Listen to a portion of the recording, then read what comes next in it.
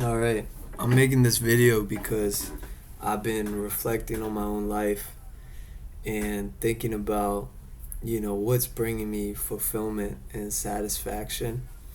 I had an office job for about a year, and it was my first ever office job. I've always enjoyed, being on the go, being on my feet, being in different environments, and just having a variety in my day to day schedule.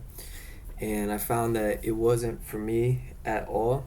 It felt much like being in grade school again, just being in a set place for a set period of time, regardless of what you have going on. And I realized that there was a lot of pretending that had to be done. You had to pretend when you were busy, even though there were times you were very busy, and then there were times you weren't busy. It didn't matter. You had to be at work at the same time every day, regardless. And pretending to care about the work, pretending to care about like the office politics and all of that. And I wasn't in a big corporate environment or anything like that. It wasn't even a bad place or toxic, but it just wasn't for me. And then I pivoted to sales, which was what I was doing prior, probably what I have the most experience in, anyways. I had told myself I wasn't going to go back into sales until I was selling my own service or product, because I didn't like the feeling of selling for somebody else at a certain point. I still enjoy it, and I think it's a very important skill to have. Everybody should learn how to sell. It's not about, saying some smooth lines or lying or deceiving or manipulating. It's really just about, more than anything, being an excellent listener, understanding what your client's concerns are, and how to address that. Because you're not, typically, when you're in a sales role, you're not asking people to do something that is comfortable for them. Otherwise, they wouldn't need a salesperson. You're more like a consultant. You're either helping them to do something that is getting rid of a pain that they've grown accustomed to, or do something that is going to bring pleasure in a very simplistic sense, but really elevate or improve their life. And that also can be very scary for people, because anything that improves your life can be daunting and scary and require sacrifice. So I do think sales is very important. But why I wasn't, I have to reflect and see, well, I'm back into sales and I haven't started my own thing yet. And I have to ask myself why that is. Well, obviously, one thing is, I constantly have to work to, pay rent, pay the bills just like anybody else, which is understandable. Um, of course, right? There's, valid reason to that, but, there's still plenty of time with the rest of the day. And I, have to be honest with myself about, where I'm holding myself back, because we all have things that we're afraid to do. I don't want to say we have fears, because fear is just an emotion, but we have things that we attach that emotion to, and that's what we call our fears. And I, just like many people in the past and today, have conquered things that they were previously afraid of, and will continue to do so. But I had to ask myself, what are some things I'm afraid of? And one is just the fear of really being seen, which is silly. For one, I'm in sales, so that's constantly putting yourself out there, and putting yourself in the line of what could be called rejection, even though it's not really rejection because it's never personal.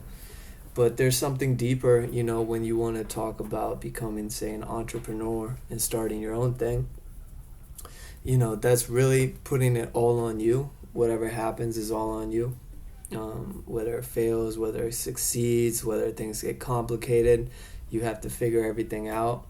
And also just, the concern about pigeonholing yourself and not wanting to be confined to one thing, one thing that people go to you for, which is, a little bit of an immature concern, because you do have to grow up and become a specialist in something. So, figuring that out. And of course, it's good to, not tie yourself into something you don't see yourself doing long term, because you want to give yourself the flexibility to evolve. However, I do think, it's important to, just get started on building your own things. I've had side hustles before, I've had other things that I've kind of done on my own, but I've never fully expanded it. And I want to get back into it. And besides all of that, there is one thing that stood out to me. When I started sales, I remember hearing a long time ago someone said, like, I can tell when someone goes into sales because of, prior pains or trauma, for a lack of a better word. A lot of salespeople grew up feeling like they had to earn their self-worth, so they picked a career where every day they had to start from zero, which is pretty familiar for people who are in the sales field. And I think there was definitely a kernel of truth in that for myself. I've, done a lot of introspection and healing, and I don't feel that way anymore. I felt like a small tinge of like despair, sadness the other day, and it didn't last. I was able to feel it and let it go, but it just reminded me of, something that probably I had felt for a very long time and was stuffing down. So it's interesting to go back into a career field or a profession that I was once driven to kind of like unconsciously face some prior pains, and now do it again, but from a more healed state. Because as adults or just as human beings, we're all gonna face a lot of pain, and there's gonna be things that we consider harmful or unfair to us, but that's just our judgments. And because we are unwilling to deal with reality, it can become traumatic. No, I'm not saying some people don't get dealt a bad hand. Some people get dealt a very bad hand. I wasn't one of those people. My life has never been extraordinarily hard. I've definitely faced challenges and adversity, but nothing like I can't handle, or nothing that's like unknown to people throughout the world.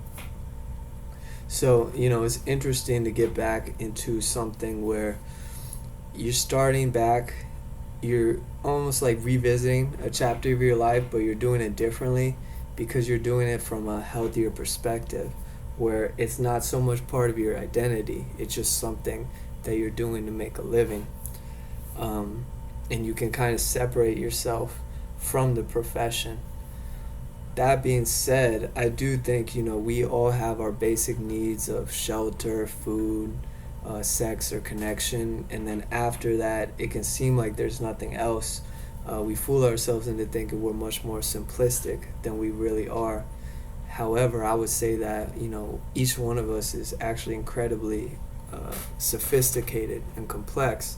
And besides just our basic primal needs, we have much deeper needs. We have the need to constantly expand and grow and face, whatever we consider to be our own limitations and surpass that. And we also have a need for, expression of our own self, of our uniqueness. I'm not saying life is all about expression. There's definitely more facets to it, but I think a lot of ourselves spend so much time in survival mode trying to fit into certain things to get our needs met, whether it was the need to make money or the need for companionship or whatever, that we kind of compromise and get into situations that from an instant gratification point serve us, but as we get comfortable there, we ignore the pain of settling or compromising who we are, and it becomes very difficult to get out of that. And I would say that, after getting just our basic needs met of having a reliable source of income and knowing there's going to be food on the table, we have a deeper need, well, I already said it, to express ourselves and all of that. So, where am I going with this? Yeah, I think we need to, instead of complicating things and saying, I need to do this in order to do that, which is what we often say, like, I need to make X amount of dollars in order to start doing this. I need to have this in order to feel that. We think we're taking shortcuts. We think we're being practical. But I would argue that the inverse is true, and that we're actually making things more complicated. if there's a certain belief we have or a certain way we want to live, we should embody that now and be willing to accept the complications as they come, because not every decision we make is going to be popular in our current environment. But the longer we delay expressing our true identities, the longer actually we are going to take to really get to fulfillment. We think we're taking the shortcuts because we're doing things that might be more popular and help us get the job we want or get into relationships or social circles that we desire to be. But it comes with a cost, because once you have that, you realize it's not really what you wanted. What you wanted was to be of the truest expression of yourself, for a lack of better words. And I also think it ties into why silence is so uncomfortable for a lot of us, because silence is really just sitting away from the noise of who we pretend to be. And our identities are really just made from the perceptions of others and how we curate ourselves to be perceived by others. So when you're alone and when you're in silence, there's nothing to bounce that off of. There's no sounding board. So you kind of realize the madness of what you've created. With silence, you have to acknowledge that you're the one kind of like supporting all of this, because this identity you've constructed isn't really a true one. Anything that's true doesn't need so much effort. You don't need like a lot of effort to keep your heart beating or your lungs expanding and contracting or any of that stuff, because it's just reality, it's just nature. But we've constructed so many things about ourselves that are unnatural, and that is why we expend so much energy on that. And silence is uncomfortable because we have to come face to face with how much of that we're wasting.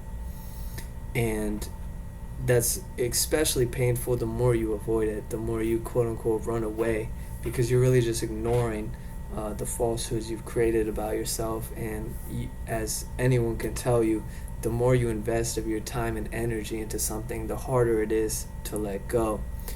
Which is why people, spiritual people, are always talking about like things like prayer and meditation as a daily practice, because you're kind of practicing detachment from things that are no longer serving you. And anyone who spent a little bit of time sitting in silence could probably testify that from that silence, if you spend a certain amount of time, you might come back with certain insights or certain inspirations that lead you to better things. And the funny thing about that is, when you're doing that, it's not really the you that you perceive to be creating that. It's something far deeper. It's the thing that like unites all of us. But when that inspiration or that insight comes to you and you find like direction to take to do something new, you end up taking credit for it, even though it's something much deeper. You can call it like God or the universe. And then we fall back into that trap of thinking we have to figure everything out, we have to do everything to make things exactly how we like it. But real happiness and satisfaction is just coming from being in alignment with what already is, and just understanding you are complete as is. So that's really all this video was about. This is probably my first video I'm gonna post. My room is a mess, I need a haircut, everything's a mess, but I really wanted this video to just be authentic and not come from a place of feeling like, oh, I have all the answers or anything like that.